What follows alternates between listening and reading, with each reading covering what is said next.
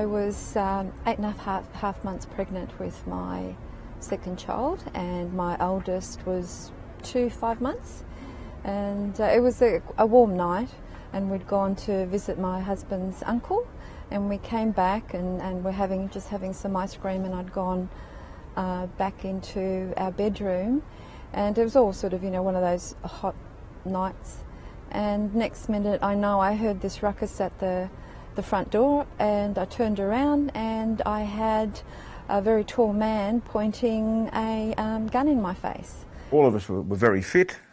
We'd all had some experiences as detectives in the suburbs, as divisional detectives. Most of the blokes would have been detective senior constables up to detective sergeant second class as active workers, investigators.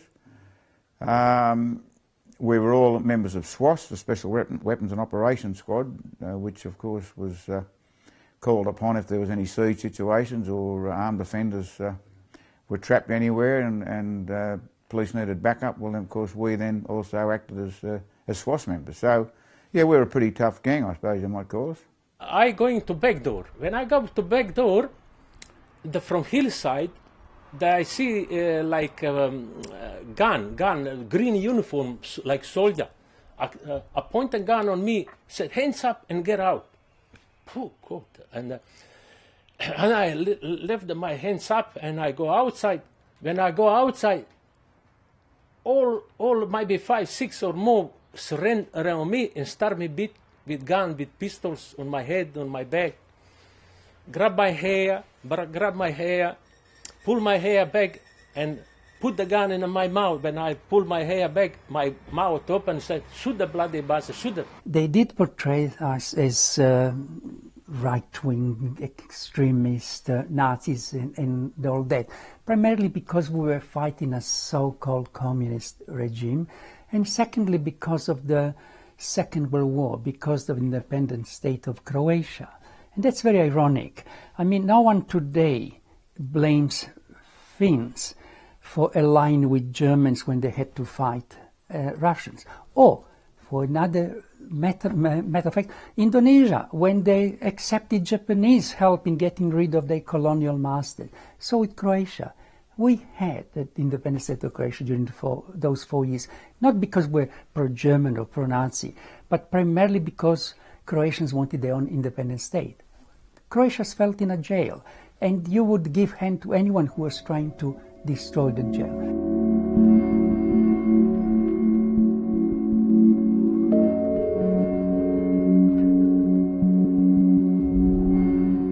After beat me there, it take me to police stations. After a while, take me to police station to question me and put me some questions. I don't know much anything. My English that time not that really good.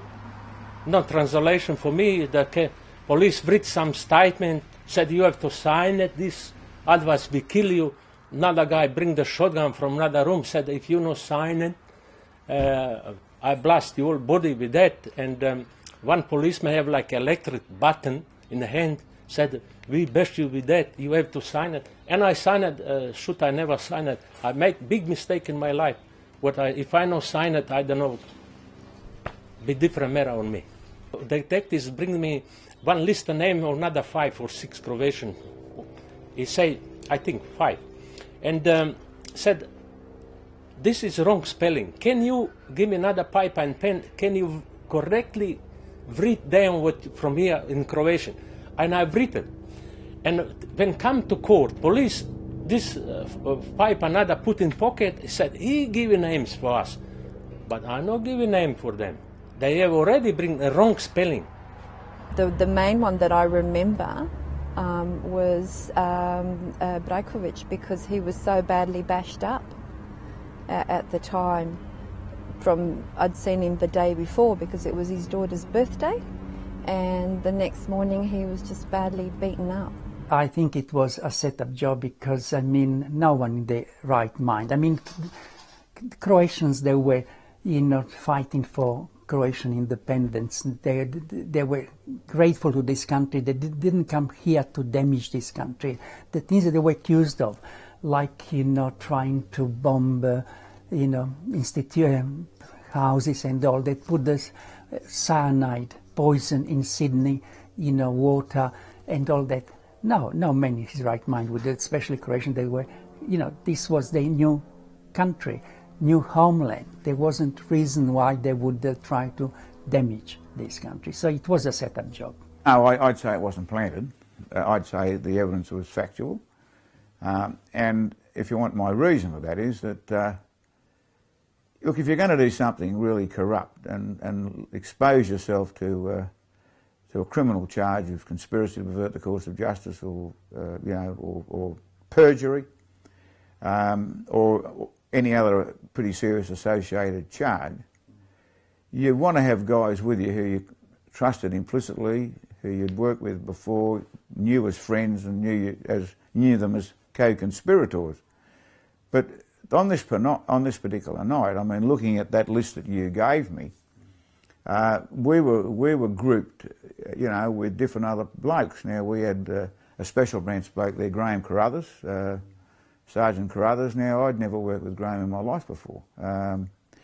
He was a special branch man. He was a headquarters man. Had nothing to do with him. So they were broken up into groups from the different parts, different sections, different squads.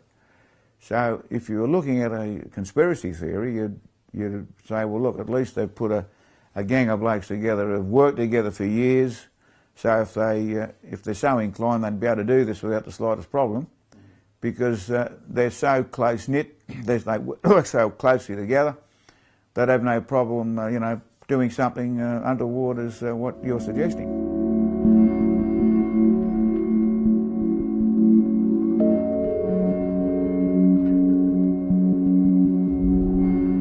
I don't think now, looking at whether UDBA was behind, that is the Yugoslav Intelligence Service behind the Sydney Six case, I don't think there's any doubt. I think it's very clear from evidence that's been available for a long time, including coming out of the Balkans more recently, that the so-called Croatian Six case, which caused such a stir in Australia, understandably, was in fact a provocation by the Yugoslav Intelligence Services.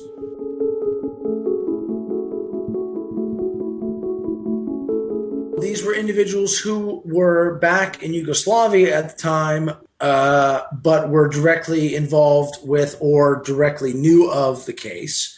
This was a case that was considered a great success by UDBA for understandable reasons. They succeeded in discrediting the Croatian diaspora in Australia completely through the case. What UDBA pulled off in Australia in the late 70s was frankly epic in their own terms.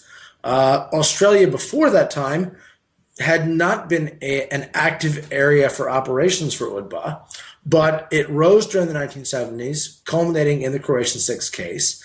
And this was arguably the greatest success that UDBA had in all of its history of foreign operations.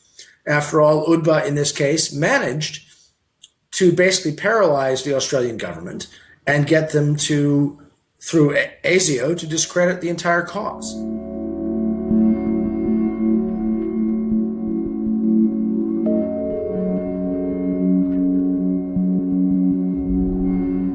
I was the technical director of Balkan operations for the National Security Agency. I became interested in this problem back in the 1990s during the hunt for war criminals, many of them Serbs, not exclusively.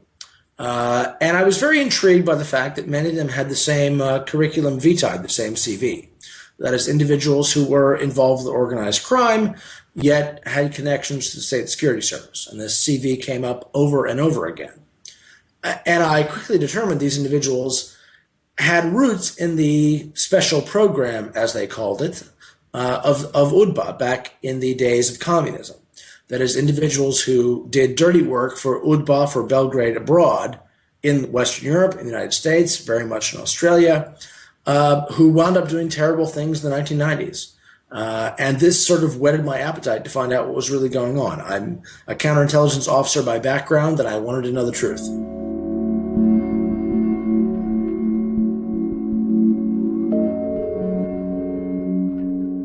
I suspect that at the worker level, unwitting. I have no doubt that individuals at a higher level were witting How high I, as an American, I'm not sure. I think there are very awkward questions here about who exactly knew what when.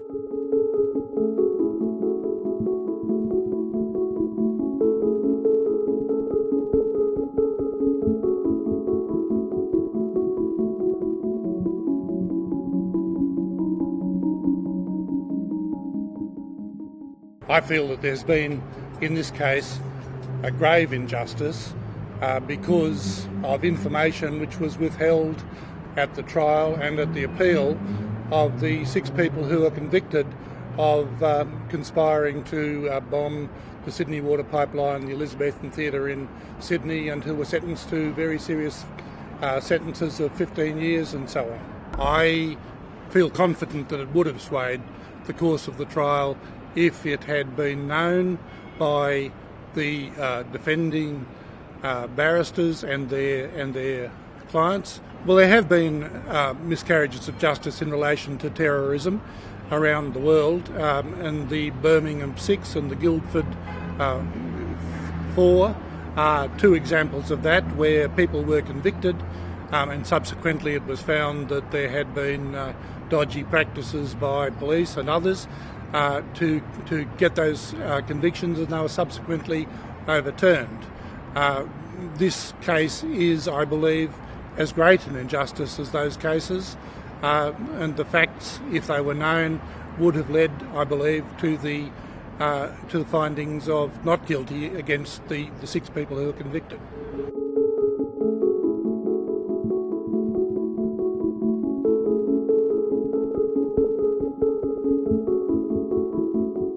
It still means a lot to Australian Croatians because these men were actually charged basically with evidence given by a witness that was a Yugoslav secret agent, and they were seen as being terrorists, and still to this day Croatians on occasion are seen as being terrorists. So I think it's important that not just that the Croatian Six and what happened to them, that there is some sort of review, judicial review or inquiry done to exonerate them, but I think it's also important for the Australian Croatians as well. I like my record be clear. I be like if it can be clear, but depends on Australia government what they do or not. Depends on Australia government can clear or not. I know can do nothing. Yeah. I like to be clear, to my name be clear. And my kids' name too, be clear, because said father bastards. I'm not bastard, but that's like, I'm not terrorist. If I'm terrorist, if I don't like Australia government, I've been a long time pissed off from here. But I'm still here. I'm still here. Our whole family was destroyed, from a married woman. I ended up being a single mum, and I still hadn't had my child. I was 8.5 months pregnant. I had to send off my daughter to Melbourne to stay with my mum because my whole world had fallen apart. And I was very young at the time and it was a nightmare. I would like to see a review, but even though I'd like to see a review, but nobody could give me back my life or my children's life or, Joseph back his life. Nobody can pay you back for that nightmare. That can't be fixed. But yes, I would like to see, and I don't know if it would be justice, but I would like the truth to be known. And the truth is that they were innocent.